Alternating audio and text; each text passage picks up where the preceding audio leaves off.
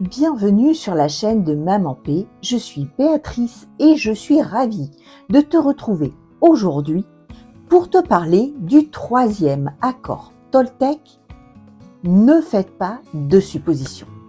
Si tu n'as pas encore vu les deux précédentes vidéos sur que ta parole soit impeccable ou quoi qu'il arrive, n'en fais pas une affaire personnelle, eh bien je t'invite à mettre cette vidéo en pause et à aller voir ces vidéos. Car les accords Toltec, c'est un tout, c'est un ensemble qui est relié de manière cohérente. Aujourd'hui, je vais te montrer comment ce principe peut t'aider au quotidien dans ta vie de parent, avec des exemples concrets et surtout des astuces pour l'appliquer. À l'interprétation. Nous passons notre temps à tout interpréter, analyser, décortiquer. C'est quasiment automatique. En fait, nous pensons trop. En moyenne, c'est environ 60 000 pensées par jour. Mais c'est juste colossal. Je ne sais pas si tu réalises ce que cela représente. Et sur l'ensemble de ces pensées, une très grande majorité commence par « et si ?» Et si j'avais fait cela? Et s'il m'a dit ça, c'est que. Et si ceci, et si cela? Pourquoi on fait ça? Parce que on éprouve le besoin de tout expliquer et de tout justifier. En fait, on est conditionné comme ça depuis notre plus jeune âge. On a besoin de savoir et donc on fait des suppositions pour satisfaire ce besoin d'avoir des explications. Mais qu'est-ce qu'il y a derrière ce besoin de savoir, ce besoin de justifier, d'expliquer? Eh bien, il y a tout simplement des peurs, nos failles, nos blessures, nos angoisses. Donc on veut à tout prix combler ces trous, quitte à se tromper. Et c'est là que le piège se referme. Parce que s'il y a bien une chose qui pourrit toutes nos relations, ce sont bien les suppositions. Et dans nos vies de parents, les suppositions sont un véritable poison. Mon fils rentre en général du lycée aux alentours de 18h. Et un jour, à 18h15, il n'est toujours pas là. Donc je commence à m'inquiéter, comme toute maman. 18h30, toujours personne. Je prends mon téléphone et j'essaie de l'appeler. Je tombe sur la messagerie. Et là, forcément, les petites pensées qui démarrent par « et si » ont commencé à apparaître. Et si il avait eu un accident? Et si le bus était tombé en panne? Et s'il s'était fait agresser dans le bus? Et si une voiture l'avait percuté? Et s'il s'était battu avec des camarades? Et s'il était blessé à l'hôpital? Et si? Et là, le mental a commencé à s'emballer. Évidemment, mon niveau d'angoisse est monté crescendo et j'étais réellement dans tous mes états. Donc quand mon fils est arrivé aux alentours de 19h, comme une fleur, il avait une tête assez fatiguée quand même, eh bien qu'est-ce que j'ai fait? J'ai laissé éclater ma peur, ma colère, en lui criant dessus, en lui disant « mais qu'est-ce que tu faisais? On est inquiet, pourquoi tu n'as pas prévenu? Tu te rends compte, tu as 1 heure de retard, etc. » Lui, qu'est-ce qui s'est passé? Eh bien il s'est senti agressé. Il rentrait juste, il était fatigué et il nous a simplement dit « mais enfin, je vous ai prévenu, j'ai une compo qui devait terminer tard, mon téléphone n'avait plus de batterie, je n'ai pas pu vous prévenir, le bus est tombé en panne, voilà. » Tout ça pour te montrer que si j'étais restée sur les faits, si je n'avais pas paniqué, je ne serais pas rentrée dedans. Parce que du coup, ce jour-là, la soirée, elle est partie en cacahuète. Et c'est le problème avec les suppositions.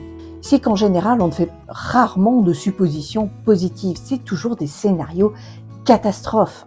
Et ces scénarios, tu les connais, n'est-ce pas? Ce ne sont que des suppositions. Et souvent, elles vont mener à des malentendus, des disputes et une montagne d'émotions inutiles. Alors pour en finir avec ça, eh bien grâce au troisième accord Toltec, tu vas pouvoir vraiment simplifier ta vie. Mais avant de commencer, n'oublie pas de liker cette vidéo, de t'abonner et de partager pour soutenir cette chaîne et continuer à explorer ensemble le chemin d'une parentalité en paix. Alors, je pense que tu as compris que faire une supposition, eh bien, c'est interpréter une situation ou des paroles sans vérifier si c'est vrai.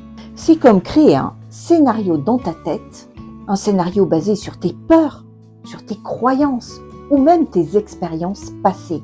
Et le problème, eh bien, c'est que souvent, ces interprétations sont fausses, ou en partie fausses. Mais en tout cas, elles vont t'amener à réagir complètement à côté de la plaque. Quand on applique ce principe du troisième accord Toltec, eh bien, on s'entraîne d'abord à être dans l'observation des faits. Mon fils est en retard, à 18h15, il n'est pas là. C'est un fait. Ensuite, on va poser des questions, sans préjugés, parce qu'on n'a pas de liaison série avec le cerveau des autres. On ne sait pas ce qu'ils pensent. On apprend ainsi à clarifier les choses pour éviter des conflits inutiles et pour mieux comprendre les besoins et les émotions de nos enfants. Alors, comment ce principe peut vraiment t'aider ? Eh bien, en tant que maman, il est facile de faire des suppositions, surtout dans des moments de stress ou de fatigue. Tu supposes que ton enfant ne t'écoute pas parce qu'il te manque de respect, alors qu'il est simplement absorbé par son jeu. Tu imagines que ton ado est distant parce qu'il est en colère contre toi, alors qu'il est juste stressé par ses devoirs. Tu penses que ton conjoint ne te soutient pas parce qu'il ne commente pas ta journée, alors qu'il est juste fatigué. Adopter ce principe de ne pas faire de suppositions, c'est apprendre à ne pas remplir les blancs avec tes propres scénarios. Ça change tout, parce que ça t'aide à réagir avec plus de calme et de compréhension. Et pour cela, il faut que tu acceptes de ne pas tout savoir, de ne pas tout connaître. Première étape que je te conseille, c'est d'abord de prendre conscience de toutes les interprétations que tu fais au quotidien, toutes ces suppositions. Parce que parfois, on ne s'en rend même plus compte. Alors, oblige-toi pendant une journée, ou plus si tu en es capable, et note toutes les fois où tu as fait des interprétations, des suppositions, parfois anodines, mais parfois complètement abracadabrantes, que ce soit au travail ou avec tes amis et surtout avec tes enfants. Note-les et après prends le temps de regarder et je suis certaine que tu vas te rendre compte et que tu vas toi-même être surprise de la quantité d'interprétations et de scénarios catastrophes que tu t'inventes. Déjà, ça va être le premier pas pour appliquer ce troisième accord Toltec. Parce que lorsque tu auras compris quel type d'interprétation tu fais et comment ça se manifeste chez toi, eh bien tu vas pouvoir appliquer des astuces que je vais te donner pour les diminuer parce que tu ne vas pas y arriver du jour au lendemain. Il va falloir que tu t'entraînes, cela va te demander de la pratique. Quand tu seras prête, eh bien les principes à appliquer au quotidien, c'est poser des questions. Parce qu'il n'y a pas de questions bêtes. Tu observes quelque chose, tu observes que ton enfant a l'air de bouder. Eh bien, pose-lui simplement la question. Qu'est-ce qui se passe ? J'ai l'impression que tu es préoccupé. Est-ce que tu veux m'en parler ? Est-ce que je peux t'aider ? Plutôt que de t'imaginer qu'il te rejette, qu'il t'en veut, qu'il est en colère contre toi, etc. Il faut poser des questions claires et précises et ne pas hésiter. Si ton ado te répond d'un ton sec, eh bien, au lieu de t'énerver et de commencer à faire des tas de suppositions sur pourquoi il t'a répondu de cette façon, demande-lui calmement qu'est-ce qu'il se passe ? Est-ce que tu veux me parler de quelque chose ? Et puis, ralentis avant de réagir. Prends le temps d'observer la situation avant de te laisser emporter par tes propres histoires intérieures. Parfois, une simple pause suffit pour réaliser que ce que tu as imaginé n'a rien à voir avec la réalité. Oblige-toi à mentalement te mettre en pause. Quand tu sens que tu commences à vouloir interpréter, parce que c'est un automatisme maintenant, pour beaucoup d'entre nous, on ne va pas se mentir. Eh bien, dis-toi, ok, attends, stop, qu'est-ce qui se passe là ? Qu'est-ce que je constate ? Et si tu t'es laissé aller, ou si tu te laisses aller à la supposition, à l'interprétation, ben c'est pas grave. stop à l'autoflagellation. Dis-toi simplement, et crois-moi, c'est extrêmement puissant et efficace. J'efface, j'annule. Imagine-toi que tu as une gomme magique dans ta tête et tu gommes tes paroles, tu gommes tes pensées et tu te repositionnes en observateur. Et puis partage tes besoins et invite à la clarification. Parce que l'autre en face de toi a le même problème. Lui aussi, il fait des suppositions. Ton enfant, ton ado, lui aussi, il va interpréter tes froncements de sourcils, tes silences, la façon dont tu vas bouger, où tu vas souffler. Donc quand tu veux quelque chose, explique-le. Si tu veux que tes enfants t'aident à mettre le couvert par exemple, ou à vider le lave-vaisselle, demande-leur. N'attends pas qu'ils le fassent par eux-mêmes. Ne te dis pas, ils le savent. Ils connaissent les règles de la maison, je leur ai déjà dit, s'ils ne le font pas, c'est qu'ils ne me respectent pas, etc. Non, demande-leur. Parfois, dans l'éducation, eh bien, il faut rabâcher. C'est comme ça. Et c'est pas la fin du monde.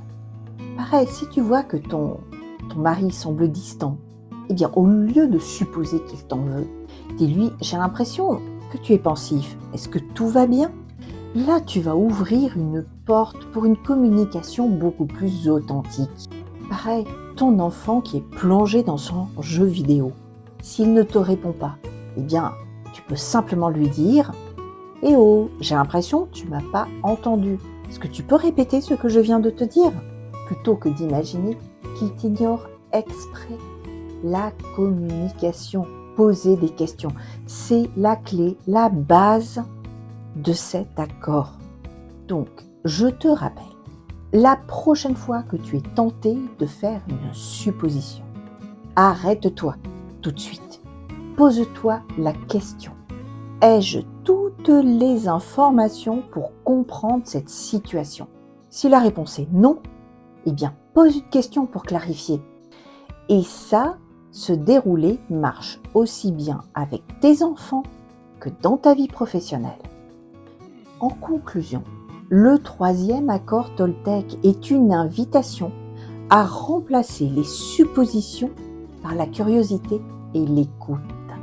En tant que maman, il peut transformer tes relations en évitant les malentendus et en créant un climat de communication beaucoup plus ouvert et bienveillant. Rappelle-toi, c'est un apprentissage. Ne sois pas trop dur avec toi-même. Si tu fais encore des suppositions, eh bien, c'est humain. Ce qui compte, c'est de t'entraîner un peu chaque jour. Je te remercie d'avoir passé ce moment avec moi et j'espère que cette vidéo t'a inspiré. N'hésite pas à me laisser un commentaire. J'aurai beaucoup de plaisir à te répondre. Et puis, à t'abonner, à la partager avec d'autres mamans, avec d'autres parents. Et on se retrouve très vite pour le 4e accord Toltec et pour continuer à explorer ensemble le merveilleux chemin de la parentalité.